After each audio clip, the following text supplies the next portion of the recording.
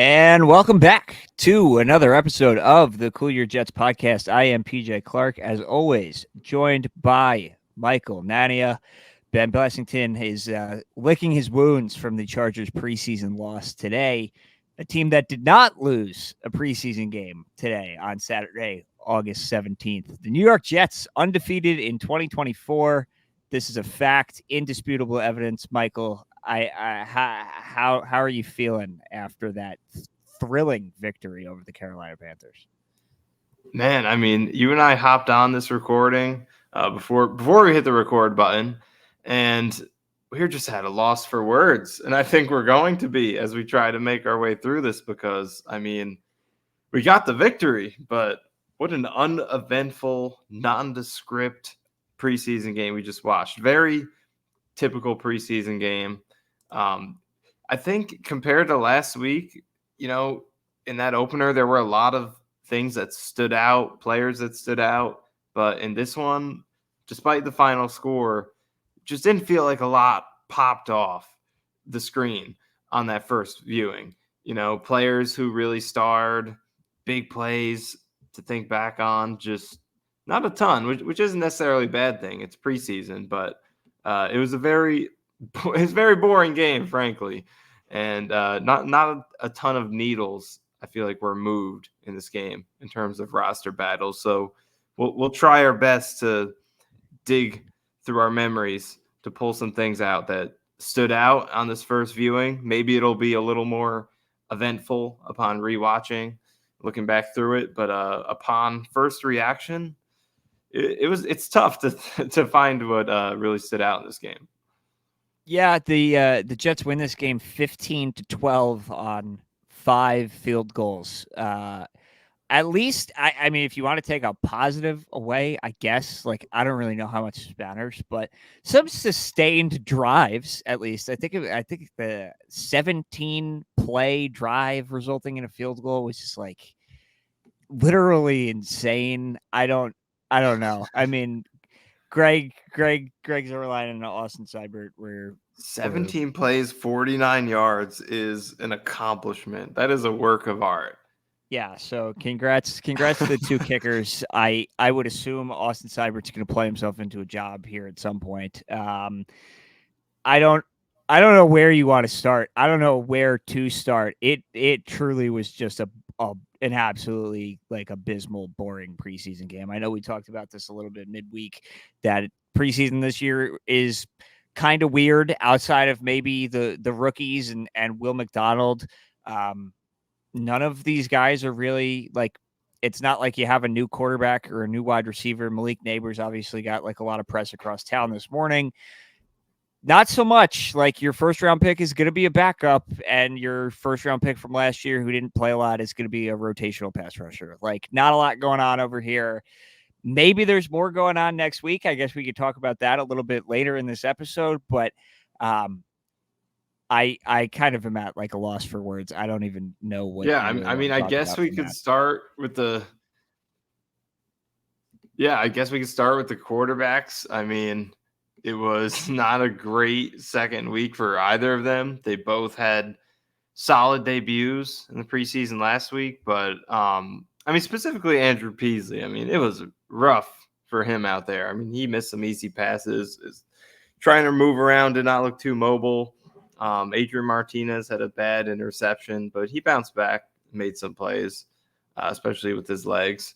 But no one wants to hear about the third-string quarterbacks. I mean, a few positives did stand out to me. I would start with Isaiah Davis. I feel like when he was in there, he was making a lot of people miss. And you look at his stats, no one's going to label him as a standout for his 1 catch for 0 yards or 4 rushes for 14 yards. But when you're watching him, almost every touch that he had, it felt like he juked someone out. He had at least 3 plays where he forced a missed tackle. I think he had a good punt. Yeah, he had a solid punt return as well. Yep.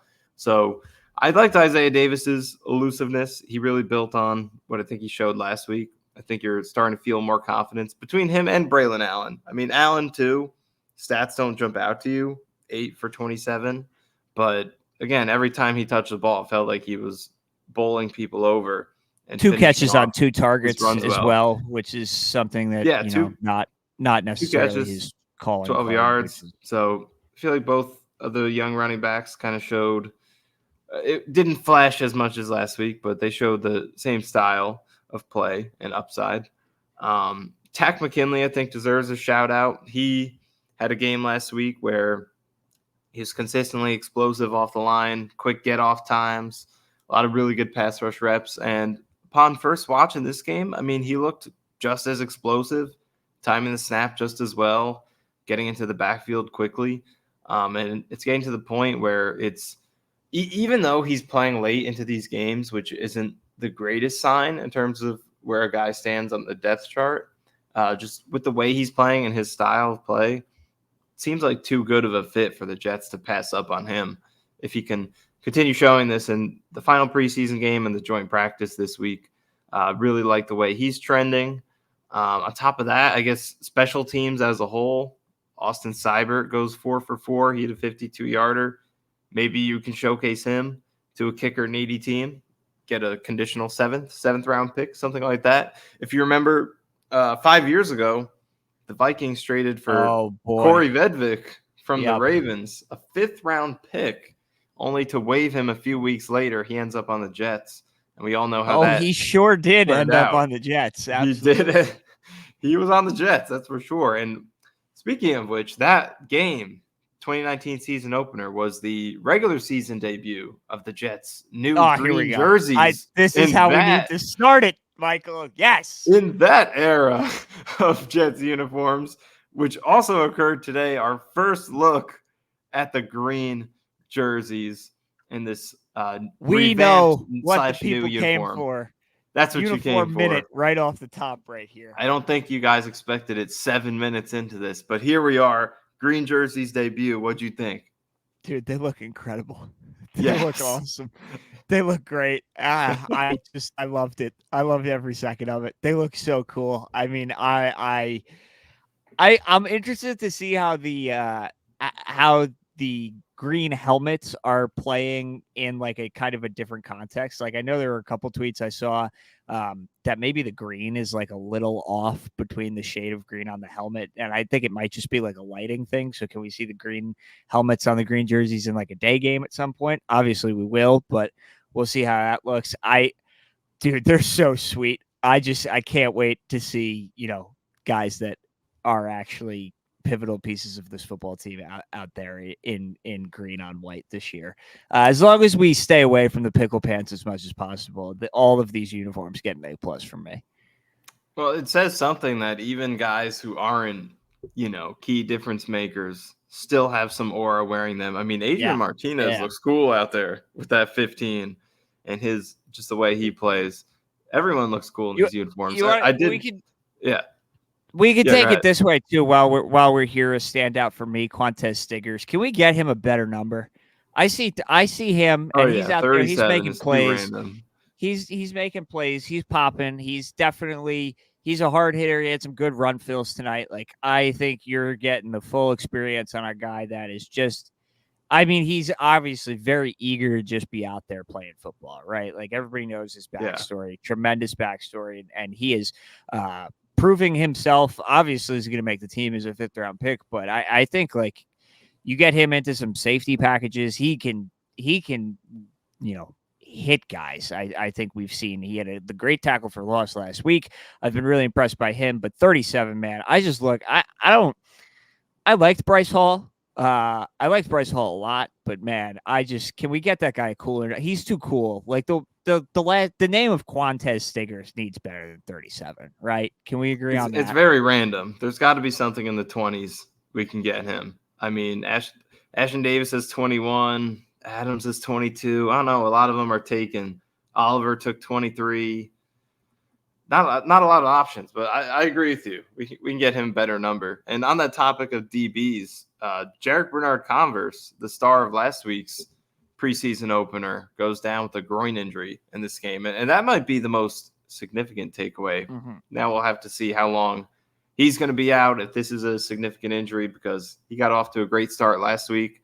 In this game, he did give up a couple of catches, but he was more so just playing off, and they caught it underneath him, so it wasn't anything egregious. But then on the play where it seemed like he got hurt, had very good coverage on a deep pass towards the end zone. Yeah. So it seemed like he's bouncing back on his way to another solid performance. But now this injury, so we'll see what's up with him. Hopefully he's healthy and can continue building on what he's been stacking up over these past couple games. But if he is out, then Quantez Stiggers, I mean, he's only a couple injuries away from playing time. So you like to see the ferocity that I think he's brought as a tackler so far between the corner blitz that he came on in the preseason opener, and then in this game, he had a great tackle coming down behind the line of scrimmage. So, the injuries in this game are also a little bit of a key takeaway. You mentioned Bernard Converse, but Irvin Charles also left with a hip injury. He's a guy who figures to have a good shot of making the bottom end of the wide receiver depth chart because of his special teams ability. He nearly blocked a punt in this game. I don't know how he didn't. I think he did get a piece of it. He definitely affected it at least and shortened it significantly. Which is I mean, it's a different role for him, right? Like I think he's obviously going to have to work his way onto the roster. I feel like that bottom, maybe 5 spots on the 53 of all teams guys is going to come down to like, what you have in Surratt, I think, after last year and how he played so well. But then like, what are you getting from Stiggers on special teams? Not that his spot is in jeopardy, but can you use him at gunner or in like a different way there that maybe you could replace a Charles and keep Brownlee instead if you're going it for wide receiver at the bottom of the roster? One good punt coverage play in this game, I remember. So that would be big if he can continue to stack that. And Eccles too. I mean, just another like JBC goes down. We know what Brandon Eccles is at this point, right? He's a familiar face, and we know what he's capable of, specifically against the Miami Dolphins. But yes. I think this could, leave a path here on. Do all 3 of those guys end up making the team? Do you keep all if Bernard Converse is going to be hurt now and misses the rest of camp? Has he shown enough? And is that a path to 5 outside cornerbacks with the 2 starters and then Stiggers, Eccles, and Bernard Converse? That's an interesting conversation, I think, at the end of the roster there as things start to take shape here. Yeah, and then speaking of key roster battles that'll shape that 53-man makeup, I think the edge battle at the bottom, looking at some of the undrafted guys who had cases to make the roster, I think you haven't seen too much from them to really kind of pinpoint someone who could push a Michael Clemens or a Takk McKinley at the bottom of that roster. Eric Watts, Braden McGregor, they haven't really stood out too much. I mean, McGregor had a couple decent pass rushes, but he couldn't really finish. Watts hasn't stood out too much. And I think on that last touchdown at the end of the game, he may have been partially at fault for that. But either way, Michael Clemens is a guy who, had a down year last year. He's throwing punches in practice with, Robert Saleh apparently having a punishment that nobody wanted for players who fought in practice. So, he's not a guy who you ideally want to be playing a huge role or really has proven enough to be considered a roster lock, but we just haven't seen the competition to really push him out of that spot. So it's starting to look like any doubt about Clemens has been erased. And I don't know. Like if you think so, if you're gonna, well, I think he'll be on the team just because nobody's really pushed him. But like snap count wise, like week 1, let's just call it right now. They take the field in San Francisco. Hassan Reddick is or isn't there. Who really cares for these purposes? You want Takk McKinley or Michael Clemens out there? I think I know my answer. Yeah, I'm with you. Like the way McKinley's playing right now, I mean, I know he didn't play last year and was already, phasing out of the league before that, but he's just got more from juice. What we've seen. Like what does Michael Clemens have? The juice is there. Like, okay, maybe McKinley will overrun some plays. Maybe he's not the most amazing run defender. Whatever his concern may be, we know he has the explosiveness. You could see it, and that's not going to change in a real game. But Clemens just is not going to make a play for you in the passing game. It's just not going to happen. We know that. Whereas McKinley, he can do it, and we're seeing that right now. So I'm with you on that. Like, I don't want to overreact too much, but the explosiveness and get off for him has been fantastic. So yeah, at least from a snap count perspective, maybe Clemens is trending down because he had a couple. Even last week, he gave up that touchdown, misreading that option. He had a couple, and then in this game, he had a couple plays similar to that where he gave up the edge. So he just looks slow, and it's not obviously he's not giving you anything the pass game, and you're thinking, all right, this is our JFM big edge. This is who's setting the edge in the run game, and to be honest, I haven't seen a lot of anything, and it's if he's going to continue to be a potential liability. I know he's made some plays on special teams in the past couple of years. Like he's gotten in there, blocked a couple punts, and he's a big dude and all that stuff. But man, like, I don't know. Takk McKinley's got something, right? Like it's just, I don't know. And he's going against second and third stringers, and he played deep into today's game. Right. So you never really know what's happening. But like, and we don't exactly know, like, I don't know. They were clearly pretty high on Eric Watts, and it hasn't exactly shown up in the games. But maybe he's flashing in practice, and we'll see what happens. Right. But yeah. I just, to me, the upside on the ceiling of McKinley here is way higher than anything Michael Clemens has proven to give you to this point. Oh yeah, and I'm with you. Like if you're up, like I don't think he's a fifth on the average NFL roster. I don't think he's a 53-man guy. It's just we've been waiting to see, like, for his specific role, considering Will McDonald still has, issues with strength. How's he going to set the edge against the run? You lost JFM. Like, we just haven't seen in these two preseason games who's that guy who's going to fill the role that Clemens is supposed to play. And just based on the way he's been used with his, training camp reps, it seems pretty likely he's going to be there. But I'm totally with you in that you could do better than him. So maybe and hopefully, like Eric Watts, McGregor, there's something in practice that they love enough to keep them despite not seeing too much in the preseason games. I would like to see that because at this point, I'm just kind of over Clemens. Like, if he's going to fight in practice, he's going to get personal fouls in games. He's going to do all that, and he can only give you a half sack in 16 games. And even setting the edge, he's just going to keep biting inside and letting guys get outside of him. Like, I don't think we really need that, regardless of how many pictures the Jets Twitter account will post of him on the pre-game walk-ups, which they I am do already just dreading the first Trent Williams, Michael Clemens, like literally first drive that, Trent is not taking anything from Michael Clemens, and it's already just going to be nonsense. But that's a good transition, I guess, to Will McDonald, who, he's got a spin move. He's got a spin move. I think we can pretty definitively say that. So we made it 55 minutes or whatever it was on Thursday without mentioning Will McDonald. We'll get into him in minute 18 here.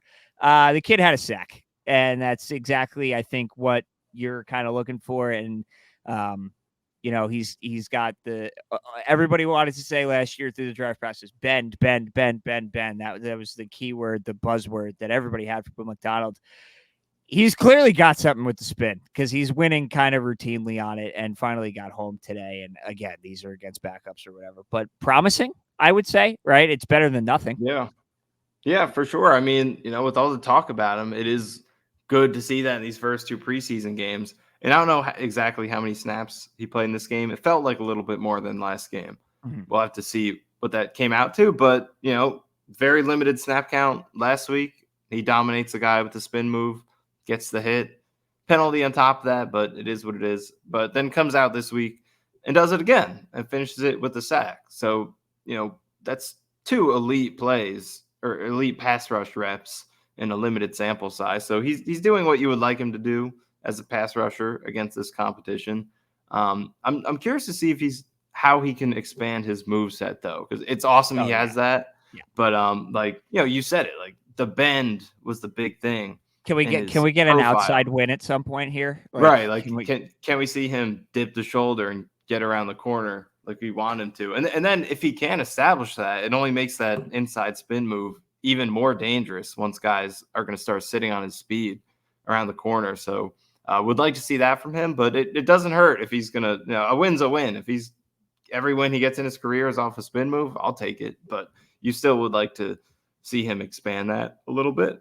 But nonetheless, it's good to see that he's going out there and doing what he should be doing, getting these dominant wins over preseason competition.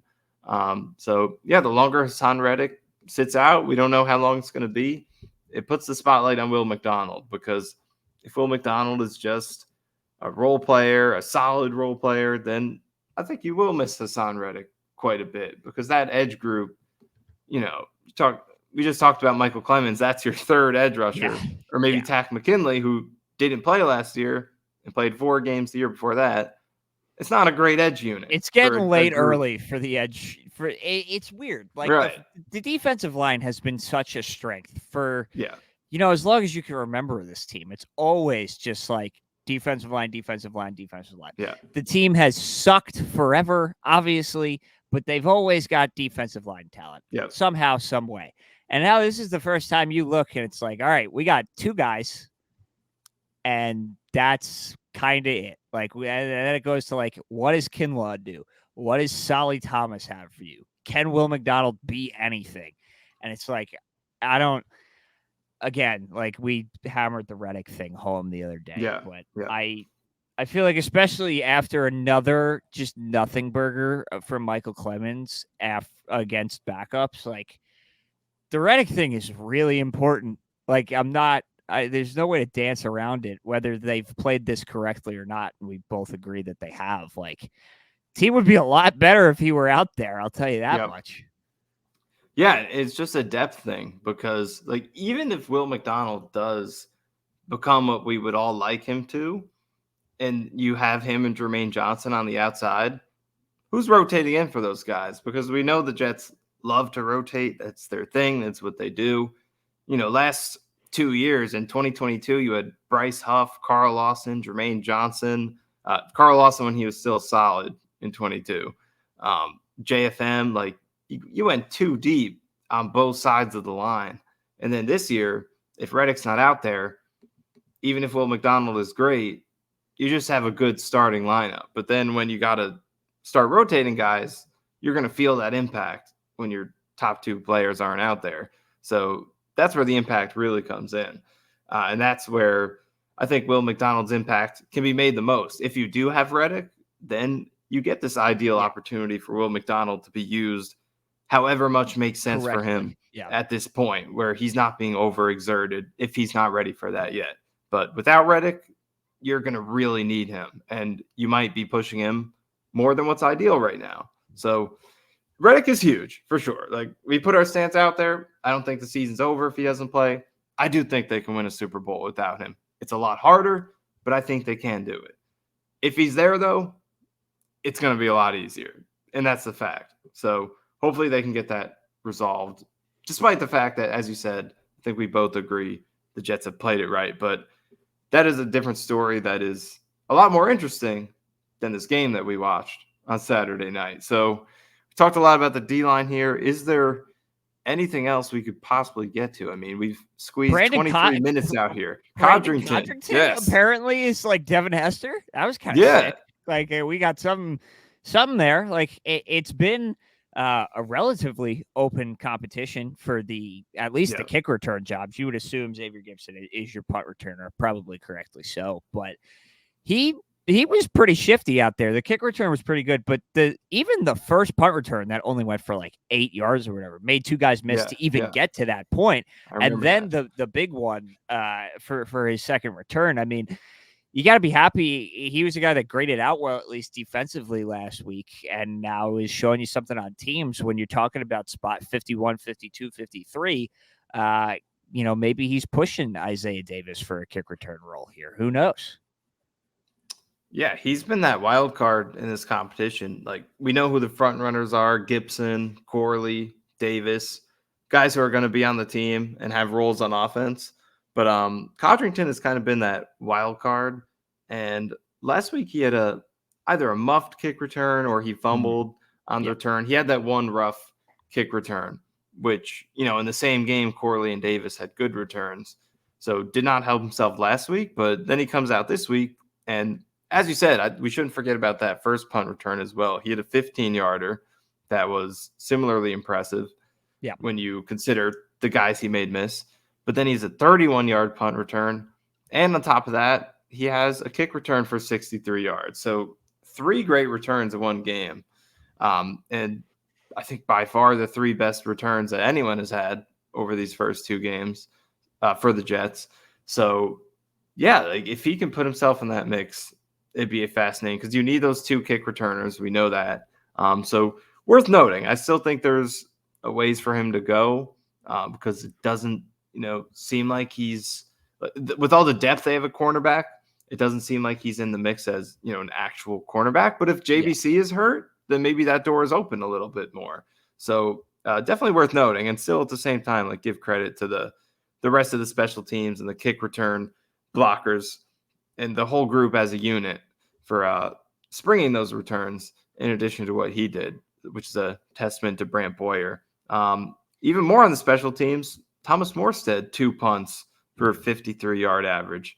Give him credit. He's in midseason form. And the return coverage, only 5 yards allowed on the punt return and 4 kick returns for a 23-yard average. So special teams in all aspects was firing on all cylinders. And at least a tipped punt, as you mentioned before. Listen, this should come as no surprise. Brant Boyer is like a cockroach who just won't go away. You can change the head coach however many times, but damn it, Brant Boyer's going to be there. And there's a reason for that, right? He's very clearly one of the top special teams coordinators in the league and is making something happen here. I'm very excited to see what he's got dialed for kick returns in the regular season, no matter who's back there. But anybody else stand out to you? Anthony Ferkser had that nice 21-yard little. Yeah. I mean, he caught that ball behind the line of scrimmage and just made something happen. Lions legend to Lions legend, or Adrian Martinez to Anthony Ferkser there. But I don't know. You mentioned it was kind of interesting seeing him last week in a fullback number 48, and is getting snaps in the backfield. They don't currently have a fullback on the roster after cutting Nick Bawden. I don't know. Like that could get interesting, I guess. Like he showed something on that one catch, at least. That was maybe the biggest offensive player of the game, which again is not saying anything else, but something to note as they go down the roster. Are they carrying a fullback, or is it a tight end hybrid kind of situation here? Yeah, I mean, when I was talking to Joe Blewett earlier on our live stream during the game, that's one of our big topics towards the end. Is like, where does Ferkser fit into this discussion? Because Jets kept the fullback last year with Nick Bawden. Most Nathaniel Hackett teams have kept the fullback. Yep. They did it in the 3 years that Rodgers was in Green Bay with him. So it's something that's been pretty consistently done. But now you're in this spot where Bawden is gone. They don't have a true fullback on the team. But Ferkser comes in here at the fullback number. He's been a blocking tight end throughout his career, and he's taken some fullback reps.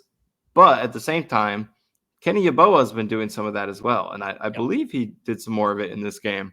So, like, is he just your quasi fullback? And then even if he is, that's still only 3 tight ends deep. Are you only going with 3 tight ends?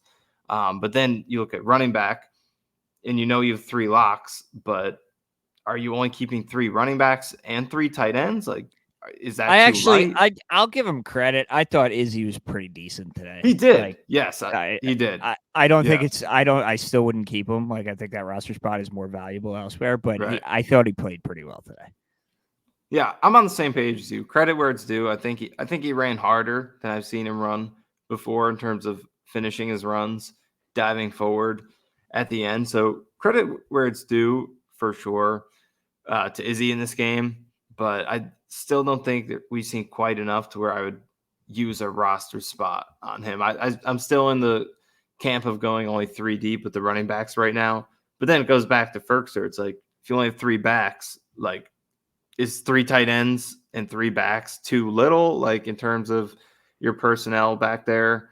And is Ferkser worth keeping? So that's an interesting wild card in these roster debates where Ferkser fits into it. I'm kind of leaning no, because like we just haven't. I know he had that great catch, but it seems like, again, we talked about guys playing deep into the game. He's playing deep into the game. Yeboah's coming out early and playing some reps in a similar role. So I could see 3 tight ends and 3 running backs. I know that's pretty light, but I feel like that's the direction they might go. Yeah, I don't know. Like if it comes down to that fifth cornerback spot, like do you want to keep Eccles or do you want to keep Anthony Ferguson? It's like I think Eccles is probably the higher upside play, right? Like I Yeah. don't. Or do you want to keep another interior offensive lineman? Like there's not that I think anybody has really jumped and taken that spot. At least off of first watch today, I wasn't Right, overly or even impressed. like D-line, like, is it a case of Takk McKinley versus Ferkser, or is it, I hope it's Eric not, Rocks man. or I'm putting yeah, Tack on the roster at this point. he's Like on I my think that, roster now. yeah, Yeah, for sure. I've seen enough, but that's a good point too. Like, are you if you don't have Hassan Reddick, do you want just another body? Like it doesn't the guy doesn't even have to be good. Like, do you just need more depth because you're going to continue to rotate at these, you don't want your main out there that much kind of thing. Like, I guess that's probably what it's going to come down to. So the Jets are obviously going to have some interesting decisions. We'll hit Olu here quick. Right tackle is, as you said, he was practicing at this week in the joint practice.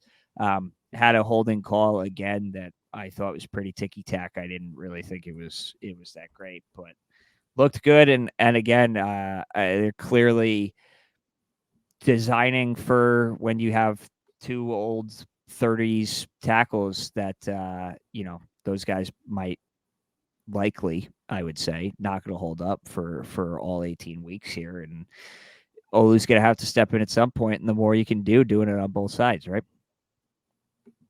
Yeah, for sure. I mean, I know it's been slightly controversial. I think there are some fans who would rather see him practice solely a left tackle, but I'm definitely on the side of preferring for him to work at both spots because you just want to avoid that scenario where Morgan Moses goes down and your first round pick can't go out there and play, but it has to be Max Mitchell or Carter Warren instead. So I'm a fan of it, and I think he looked good. I think it was similar to the first game. Pass protection, very sharp.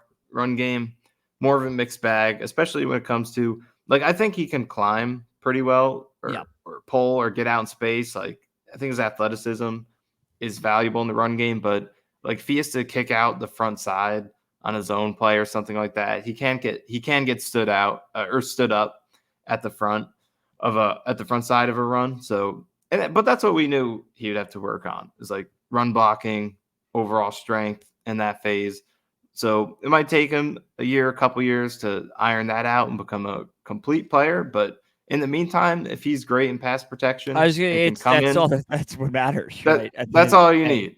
need for 3-4 starts this year. Come in and keep Aaron Rodgers blindside protected. We don't care if you blow a couple run blocks. We have Breece Hall. We have more than enough run blocking talent to overcome that in the meantime while he develops. So I think you're very encouraged with what Olu has done. And to add to the O-line, I thought it was interesting that Xavier Newman started at center in this game. Yeah. He played well at both guard spots in the opener. And I'll see it on rewatch, but I thought he had some really good run blocks and was good in pass protection. Seemed like another good game from him. So if he's only 25 years old, if he's truly developed and, grown into an improved player over what we saw last year, then he could be a valuable backup interior lineman to keep on the 53-man roster. Jake Hansen didn't play in this game, a guy who's been in that mix for a backup spot. So Xavier Newman seems to be gaining some steam to make the 53-man as a backup interior lineman. That might be about it for me in terms of what I got from this game. Like, we had to scrape pretty deep just to get this far. I'm pretty impressed that we even got past the 30-minute mark, frankly. But anything else to you? Like, I definitely got some more uniform thoughts. Like, I didn't get a chance to talk about the helmet color being different as you started to touch on. So we can wrap up with that. But other than the uniforms, let's go back. You got anything else? No, or straight to the uniforms. Uniform minute port let's do it. Here we go. But I know I noticed what you're talking about in terms of the helmets kind of popping out as a little bit, like, it's a little bit brighter than the uniforms at times. I think that'll be more visible at night because when you're getting like the stadium light, because they're very reflective, the paint of the helmets. So the stadium lights, I think, are making it really pop, and it kind of creates that contrast versus the jerseys. So it's a little noticeable, but I don't really mind it because the helmets just look so good that like I'm okay with the slight difference to get that effect of just how much the helmet pops. And I like the fact that like the jerseys are great for sure, but it's an old school classic design that doesn't have a lot to it, which is great. But I do like to have some creativity and a modern feel in some way. And I think you get that from the helmet design. So I like that they stuck with that reflective, shiny paint. It might look a little bit different in terms of the shade of the jersey, but I'm okay with that to get that helmet. So I like it. Like they could have gone back to a more solid paint that's not as reflective, like a few different teams use, make it more similar to like the original 80s helmet. But I like that they stuck with what they already had and just slapped the better logo on it. So that's my take on that. I thought the green jerseys were amazing today. So fantastic debut. 10 out of 10. Yeah, I hope nobody out there is disappointed in the jerseys because boy were they incredible. Another thing I'll shout out, obviously you watched the Carolina broadcast down there. Aaron Rodgers doing the in-game interview with Ian and Anthony Beck with Javon Kinlaw's chain on. I don't know if you saw that on Twitter. I did see his chain, yeah. Yeah, that's a nice shout out. Aaron, obviously non-committal on playing next week. We'll probably learn. He kind of joked about that he wanted to, right? Yes, like, he said that Salah's already ruled me out, but we'll see. Please don't. But whatever. Like if he wants to, he gets whatever he wants at this point. So we'll see how. I've been on the fence, but you convinced me onto team anti-play Rodgers because of your reasoning of simply do not put him out there against those blue gremlins. On the other side. You're already seeing after how great Daniel Jones played today. You're already seeing that the Giants are just totally going to be a dumpster fire. And that's coming from the Jets side of things, that this is going downhill quickly for the Giants. I don't want any Giants defensive line. I don't want anybody on the Giants sideline having any ideas about going after not only Aaron Rodgers, but anybody that actually matters. But especially Aaron Rodgers. You remember the Jihad Ward thing from Hard Knocks last year, and there were rumors going around that the Giants told them, "Oh, we're just going to play zone. Like, it's fine. Just everybody ease into this." And then they were like running zero blitzes. And it's like, hey, man, what the hell is that? Like, I don't want the Giants. I don't want any part of it. I want nothing. If they could just cancel the Snoopy Bowl altogether, I think we'd all be better for it. But I'm so scared of what the Giants are capable of in such a negative way that I can't, in good faith, throw anybody out there. But we'll see. At least they get to practice against them on Wednesday, which is still, Michael Clemens is getting into a fight on Wednesday. That's happening. Against Kayvon Thibodeau. Yeah. So we'll see how Evan Neal takes to and Michael Clemens.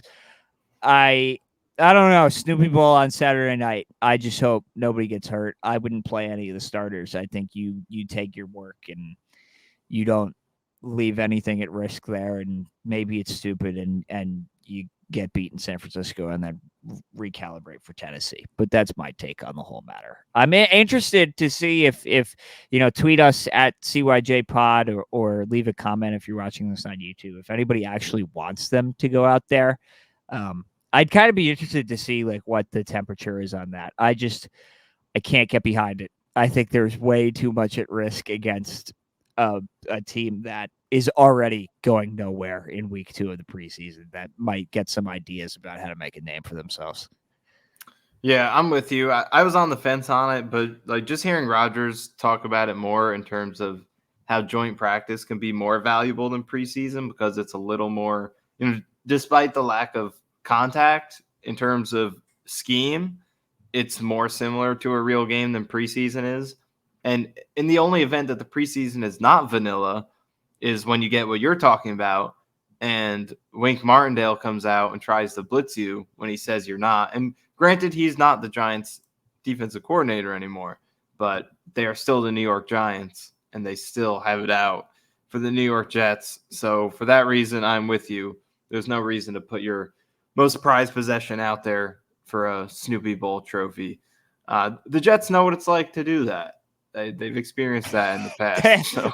They certainly do. I wouldn't necessarily. Mark probably thanks you for that comparison to this current situation, but I wouldn't say that was that imperative. But I definitely would take care of Aaron Rodgers in the way you didn't take care of Mark Sanchez.